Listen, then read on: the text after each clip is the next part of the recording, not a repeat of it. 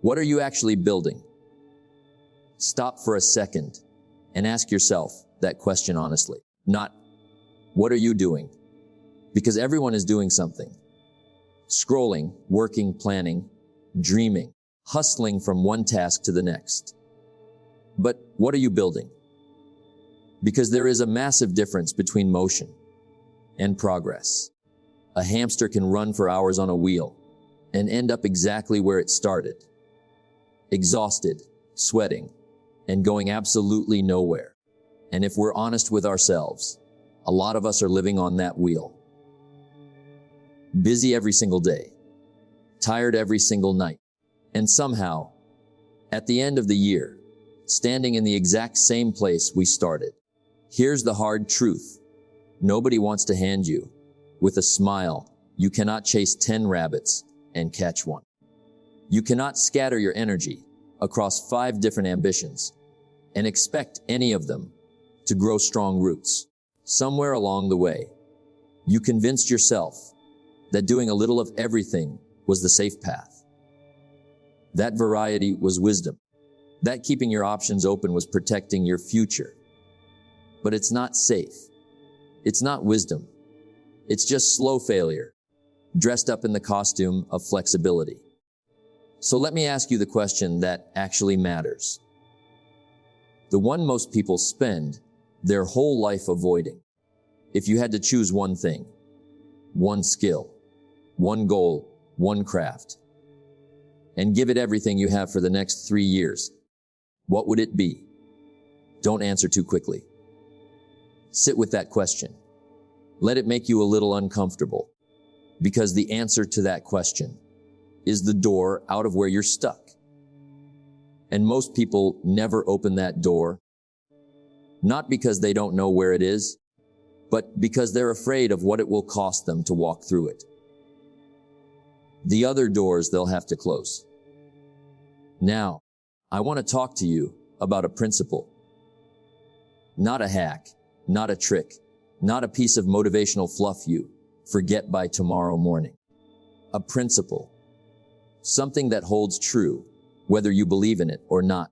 The same way gravity holds true, whether you believe in it or not. And the principle is this: depth beats width every single time. Think about a tree for a moment. A tree doesn't try to grow roots in 50 directions at once, hoping that one of them eventually finds water. That's not how nature works. And nature is rarely wrong about these things. Instead, the tree sends its roots down, deep, focused, relentless, into one patch of earth. And from that single point of focus, from that narrow, committed root system, it draws enough strength to survive the drought. Enough strength to bend in the storm without snapping. Enough strength to eventually grow so tall that it gives shade to people who never dug a single inch of that soil themselves. Your focus is your root system. Everything you will ever become in this life grows out of how deep you're willing to go, not how wide you're willing to spread yourself thin. And here's the part people don't want to hear. The tree with roots in 50 directions doesn't survive the drought. It doesn't grow taller because it kept its options open. It stays small, weak, and vulnerable because none of its roots ever went deep enough to reach real water. That's not a tragedy that happens to the tree. That's a tragedy the tree essentially chose, one shallow root at a time. Let's make this real. Let's talk about 2 people, same age, same starting point, same 24 hours in a day, because that part never changes, not for the rich, not for the poor, not for the talented, not for the ordinary. Everyone gets the same 24 hours. The first person decides, this year, I will master one thing. Maybe it's writing, maybe it's coding, maybe it's selling or leading or building something with their hands. It doesn't matter what it is. What matters is that they pick. And once they pick, they commit. No more hopping. No more. Maybe I should try something else.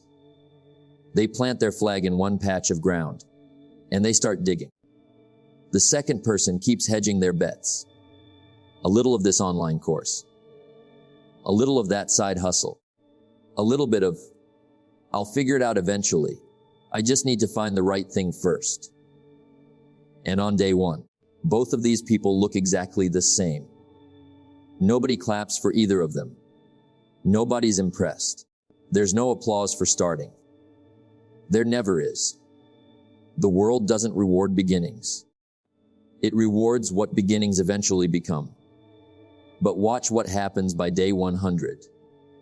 The focused person is still clumsy, still learning, still making mistakes, still frustrated some mornings, still wondering if they picked the right thing. But they are 100 days deep into one single skill. Their hands know things now that they didn't know before. Their mind has built pathways that weren't there in the beginning. Meanwhile, the scattered person has sampled 10 different things and mastered exactly none of them. They can talk about a dozen ideas at a dinner party. They can explain the basics of 5 different skills. But if you ask them to actually produce something real, something someone would pay for, something that solves an actual problem, they'd stumble. Because a mile wide and an inch deep doesn't hold anyone's weight. Now fast forward again to day 1000. It's not close anymore. It's not even a contest. The focused person has built something real. A skill sharp enough to earn a living. Strong enough to solve real problems for real people. Solid enough to open doors that used to be locked shut. People start seeking them out. Opportunities start finding them instead of the other way around. That's not luck. That's compound interest. Except the currency isn't money. It's mastery. And the scattered person, they're still getting started. Except now they're getting started on their 8th idea instead of their first. Still hopeful. Still talking about potential. Still one course away, one book away, one right opportunity away from finally taking off. The tragedy here isn't lack of ability. Most scattered people are plenty talented, often more talented than the ones who succeed. The tragedy is lack of accumulation. Discipline compounds, quietly, patiently, day after day, whether you're watching or not. But distraction resets the clock every time. No exceptions. Now here's where it turns. Here's the moment that actually changes a life. And I want you to listen closely to this part, because this is the hinge everything else swings on. The turning point is not when things get easier. It's not when motivation finally shows up and taps you on the shoulder. It's not when the circumstances finally line up in your favor. The turning point is the moment you stop blaming the noise, the economy, the timing, the people around you, your upbringing, your bad luck. And you look in the mirror and you say, quietly but firmly, I did this. I scattered my own energy. I am the one who chased 10 rabbits. And because I did it, I can undo it. That is not a comfortable sentence to say to yourself. There's no glory in it. Nobody's going to throw you a parade for admitting that the mess is yours. But it's the only sentence that leads anywhere. As long as you believe you're scattered, stuck life was done to you. You are powerless to change it. Because you can't fix what you didn't cause. But the second you accept that you built the wheel you're running on, you also accept that you're the one who can step off it. Circumstances didn't put 10 unfinished projects in your closet, 3 abandoned goals in your notes app, and a half-read stack of books on your nightstand. You did, quietly, one small decision at a time. And what you did, one decision at a time, you can undo the exact same way. One decision at a time. So let's talk about what this actually looks like when you put it into practice. Not theory. Not a poster on a wall. Real, practical wisdom you can start using today. 3 things. Simple. But I want to be honest with you, simple is not the same as easy. First, choose your one thing on purpose, not by accident. Don't let the loudest opportunity pick you. Don't let the algorithm, or your cousin's success story, or whatever's trending this month, make the decision for you. Sit down, get quiet, and decide deliberately what deserves your next season of effort. Ask yourself what you'd still want to be building, even if no one ever found out about it. Then write it down. Not as a wish, but like a contract you're signing with yourself. Contracts have weight. Wishes don't. Second, protect your focus like it's the most valuable thing you own. Because it is. More valuable than your bank account. Because your bank account can be rebuilt, but wasted years cannot. Every single time you say yes to a distraction, a new idea, a shiny opportunity, a just this once detour, you are quietly saying no to your own future. So guard your focus the way a farmer guards a field from weeds. Not once, in a dramatic burst of willpower. Daily. Relentlessly. Without applause. Without an audience. Without anyone even noticing the guarding is happening. That's what real discipline looks like. It's boring from the outside and priceless on the inside. Third, measure in seasons, not days. A farmer doesn't plant a seed in the morning and go checking for fruit by lunchtime. That's not impatience. That's a misunderstanding of how growth actually works. Some things need a full season underground, completely invisible, before they ever show up above the surface. Your one thing deserves the same patience. Give it the time it actually requires, not the time your impatience is willing to offer it. Most people quit their field in week 3, right before the roots were about to take hold.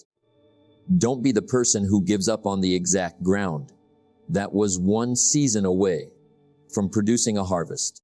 Now, close your eyes for a moment, even just in your mind, and picture yourself 1 year from now. Not hoping, not wishing, built. You walk into a room and there's a quiet steadiness in you that wasn't there before. Because deep down, you know exactly what you're capable of. Not because someone told you, but because you proved it to yourself, one focused day at a time. You're not scattered anymore. You're not the person with 7 half-finished ideas and one overwhelmed calendar. You are known, actually known, for one thing done well. And that reputation, that hard-earned skill, starts quietly opening doors that used to stay shut, no matter how hard you knocked. This isn't about luck. It never was luck. It's about the compound interest of 1,000 small, focused days that most people were simply never willing to give. That's the whole secret. And it's not really a secret at all. It's just expensive. It costs your comfort. It costs your scattered curiosity. It costs the false safety of keeping your options open. But what it buys you back is worth infinitely more than what it costs.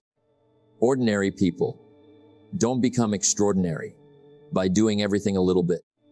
They become extraordinary by doing one thing until it becomes undeniable.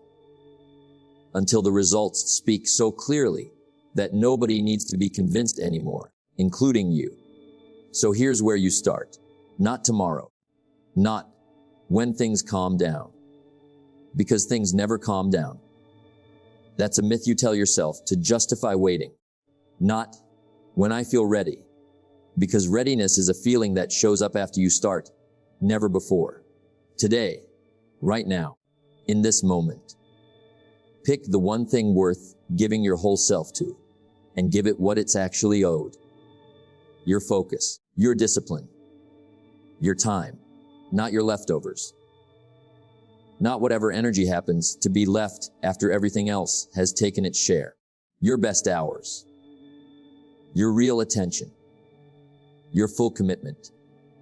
Because the world does not reward the person who tried everything. It never has, and it never will. It rewards the one who mastered something.